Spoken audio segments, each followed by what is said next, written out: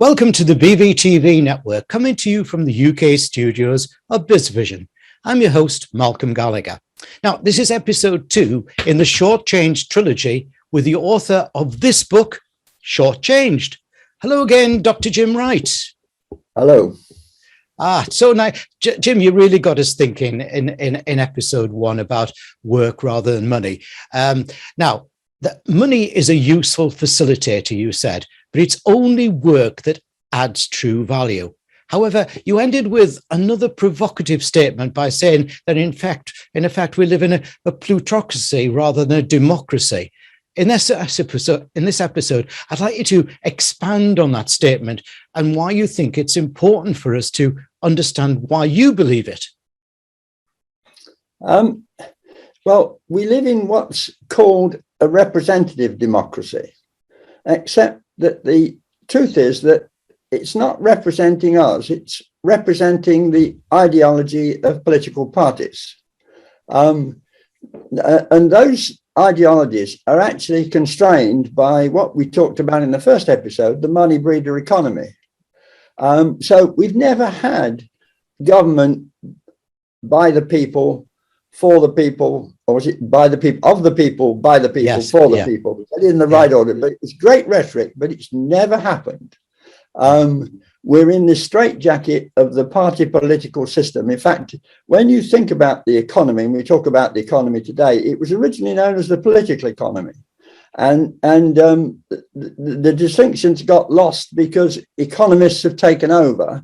And they're driven by the extremely wealthy, and that's the problem. The problem is economic, but the solution is political. We have to change the system. As George Orwell said, unless we change the system, we change nothing. And what's happening when you read all the books from the authorities that the celebrity economists and so forth. Including Nobel Prize laureates, they always want to fix what we have when the reality is what we have doesn't work. It's never worked since the South Sea bubble. It's been fixed 1,000 times, but we keep getting back. They will find a way around it. So we need a new system that's based on cooperation. Now, when you have to go back to possibly the issue is what's known as Tweedism in America. It was 1970, I think he was called Boss Tweed, who was, well, he ended up in jail on huge corruption charges, but he was famously said, I don't care who does the voting, so long as I get to do the nominating. And there's the rub. It's the fact that if you look at how the Conservative Party, they only got, say, in the constituency parties, select the candidates, but there's only about 500 members in the typical local party. But the candidates they get to choose from are pre-selected by about 20 on a committee in the central area. And they then are, and they say they're required to promote the party policy. In other words, they're not, it's like branding.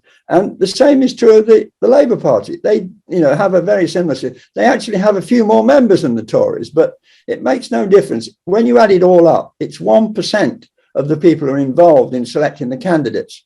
And basically, we get to choose between left and right. And this is a polarizing system that I think makes us apart. I think we're a more cohesive set of people than the politics would have us believe. I mean, if you think that the sovereignty rests with Parliament, it's about like Newcastle Football Club, where they had a warring wardroom, didn't do a lot for Newcastle.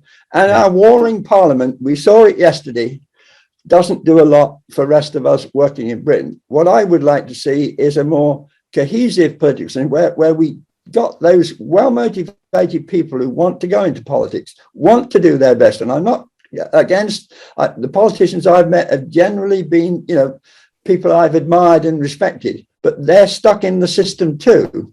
And if they could be teased away from this straitjacket of the plutocrats that control it, it would be far better. I think that's fascinating analogy with Newcastle United, because we're only 15 miles away, and my wife's an avid supporter and so on. And one of my son-in-laws is actually passionate, and the fans are been so passionate there, like the people you've been talking about, but they had no control over the club that they were actually paying for. And that's the frightening, that's the frightening thing about it all there, because certain plutocratic owners just decided that, well, they do it their way and forget the fans. Yes, it's money rules, not the people. And yes. I'm saying in a democracy, it's why I'm saying it's not a democracy, because the people should have the sovereign power. So I think we need a system where the people we elect actually represent us. And the other idea I come with is, we should have the power of disappointment.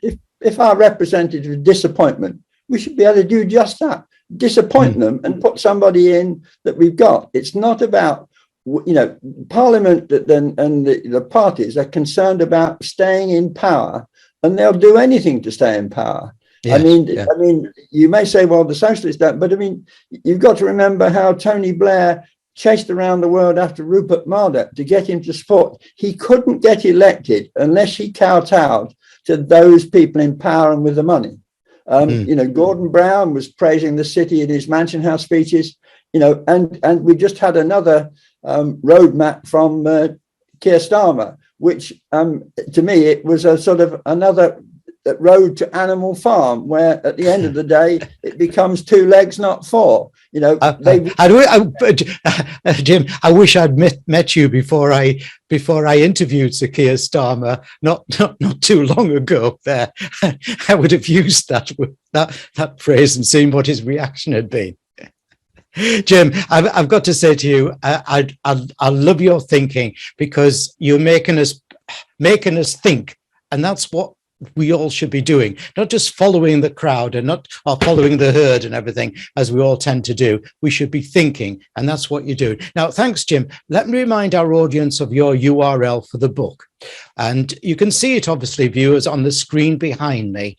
And for listeners, let me spell it out. It's all the W's, short-changed.com. All the W's, short-changed.com. Jim's book, this one, Short-Changed: How the Rich and Powerful Extract Wealth from the Real Economy and What We Can Do About It, is published by Silverwood Books.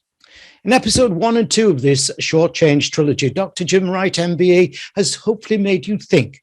And that's what we're here about here at BVTV. But thinking is wasted if there's no action following.